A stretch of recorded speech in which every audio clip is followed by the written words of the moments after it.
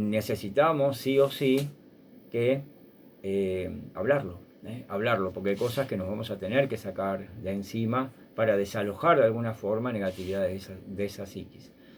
Es muy bueno, esto les digo, y si tenemos ruidos en nuestra familia, problemáticas que no hemos tenido resueltas, resolverlas, porque para ir rumbo a un acompañamiento terapéutico tenemos que estar muy, muy libres, ¿sí? Siempre digo que es como una puesta en escena, ¿no? Como un actor y una actriz que van. Bueno, nosotros tenemos ya un guión determinado, pero no obstante esto tenemos que estar despojados de cualquier problema. Problemas menores o mayores, obviamente más todavía hacer terapia, pero antes de salir de nuestras casas para ir al acompañamiento, tener por lo menos un poco de relajación, 10 minutos, 15 minutos antes de salir y saber a dónde vamos y qué vamos a realizar. No ir así porque sí, improvisadamente, ¿sí? Porque quien nos va a asistir es alguien que tiene problemas de naturaleza psicológica, que está esperando que nosotros levantemos a esa persona. Y si nosotros vamos mal, obviamente no vamos a permitirnos que el propio paciente nos levante a nosotros. Ha ocurrido casos donde por problemáticas no resueltas de los acompañantes, el acompañante termina llorando y siendo consolado por el acompañado. Esto no puede suceder, obviamente que no. Si esto podría llegar a suceder, ejemplo, una persona que tiene un familiar muy enfermo y está muy preocupado y bueno, y desata un llanto y sabe que puede llegar a suceder esto, prevenirlo. Ese día no va, da un paso al costado ese día y deja que otra persona vaya, ¿sí?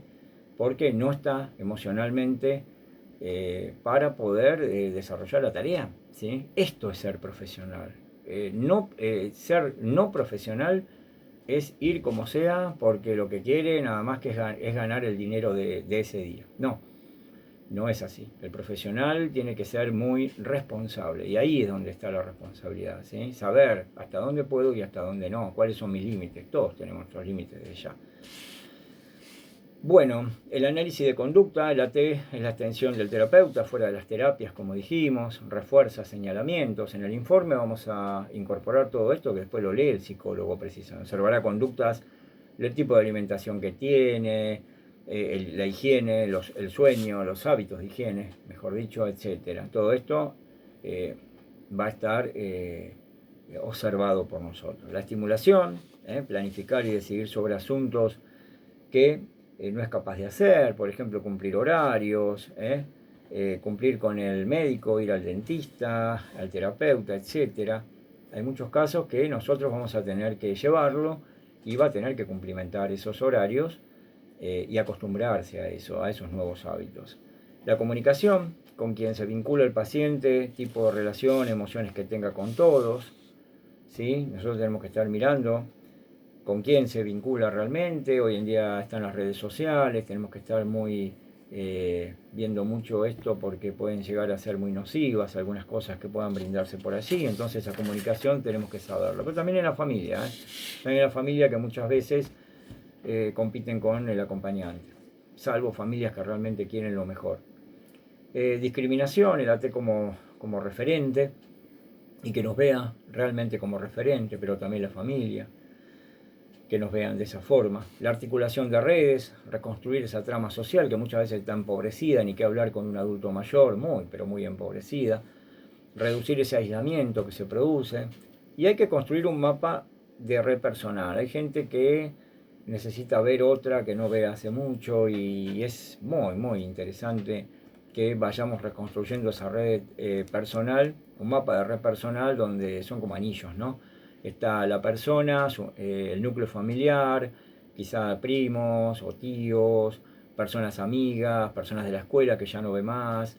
En el caso de que sea un niño o niña con autismo, bueno, alguna otra persona que pueda llegar a vincularse, ir a jugar, etcétera, si son niños o niñas. Pero ampliar esa trama de red social. Fortalecimiento psíquico, percibir, reforzar y desarrollar la capacidad creativa del paciente siempre. La doctora Anise en Brasil ha hecho maravillas con los pacientes con psicosis, con esquizofrenia, pero increíble a través de la pintura. y pudieron volver a ser un montón de ellos por esta nueva metodología, ¿no? Fortalecer esas áreas más organizadas que eran el sentido creativo para reducir los efectos de los aspectos más perturbados, ¿sí? Áreas que estaban perturbadas, pero dejar de lado esto para potenciar lo que no está perturbado y darle una posibilidad para que la persona se sienta realizada, porque de eso se trata, sentirse realmente realizado. Esto en cuanto a las funciones, obviamente, del acompañante terapéutico. Ustedes van a tener un cuestionario que son 5 preguntas nada más, no es evaluativo, simplemente es para mí porque yo de esta forma los conozco un poquito más, pero refiere a algo que tiene que ver con la biografía de ustedes.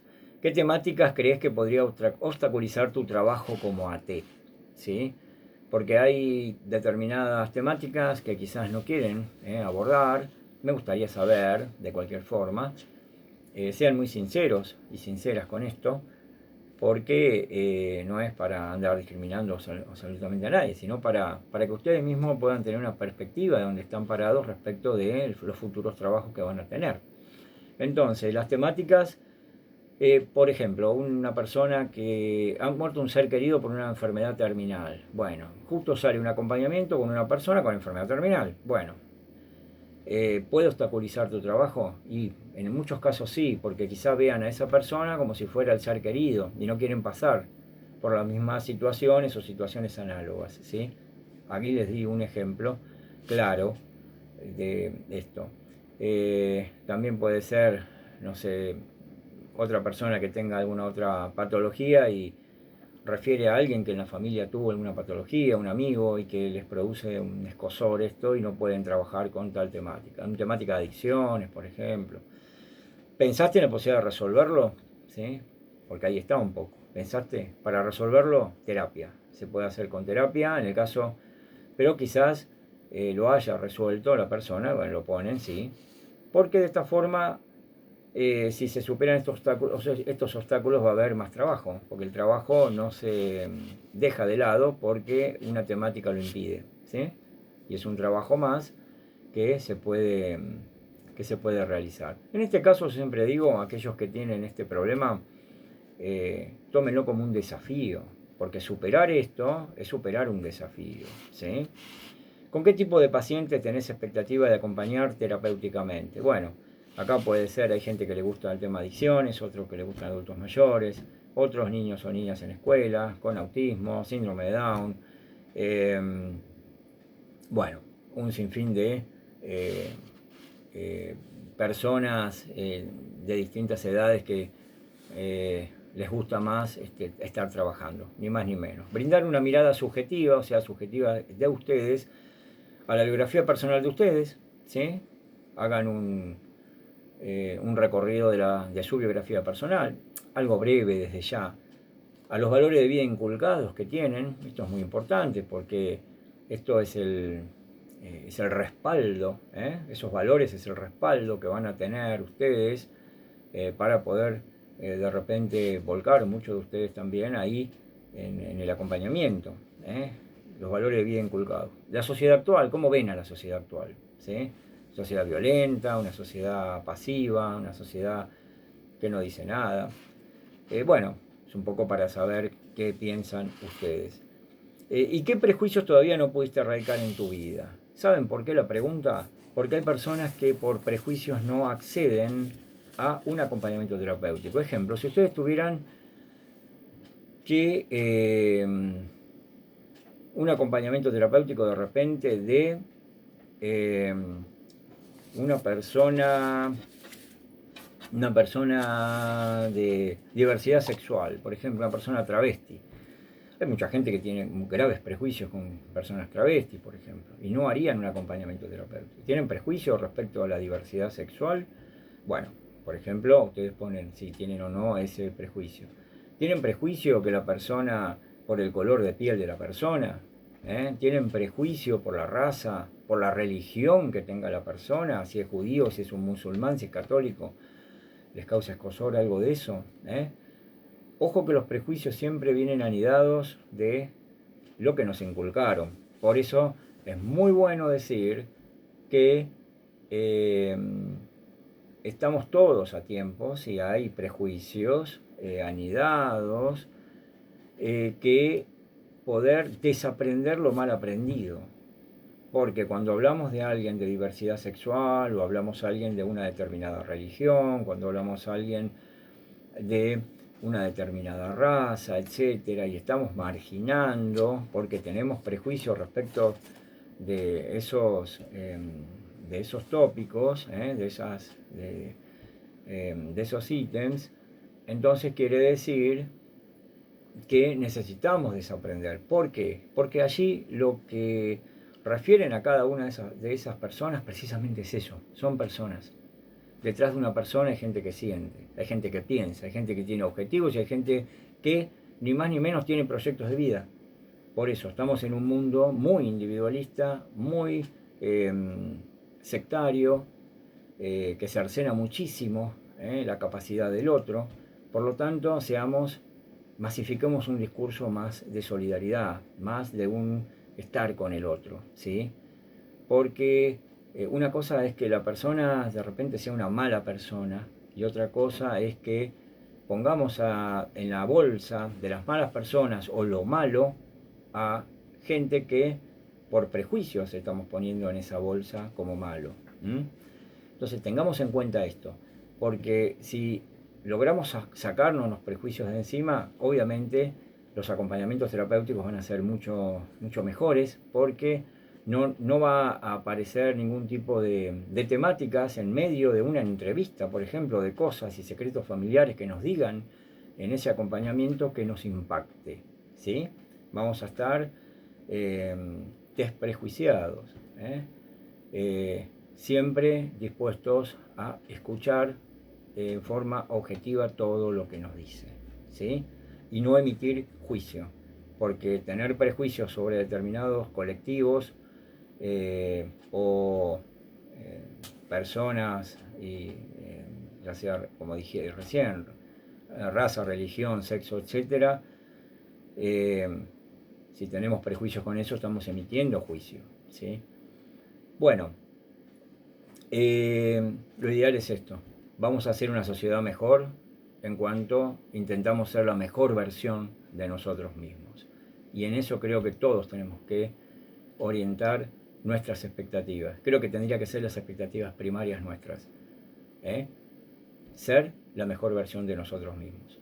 Bueno, hasta acá llegamos con esta primera clase, que es el origen del acompañante terapéutico. Ustedes, este cuestionario biográfico está a continuación del material escrito. Ustedes aparte después tienen el otro cuestionario que refiere directamente a la temática. Cualquier cosa ustedes ya saben, lo van a pasar obviamente por el Classroom, la tarea que cada 15 días tendrían que, obviamente los espero, esos trabajos en la bandeja de Classroom. De mi parte, bueno, hasta acá entonces llegamos por el día de hoy. Nuevamente les doy una bienvenida grande a todos ustedes, un abrazo realmente a la distancia y nos mantenemos comunicados en forma permanente. Ya saben cuál es mi número de teléfono, cualquier duda o que quieran hablar realmente conmigo, obviamente lunes a viernes de 14 a 20 horas y yo estoy disponible y obviamente a total disposición de todos ustedes.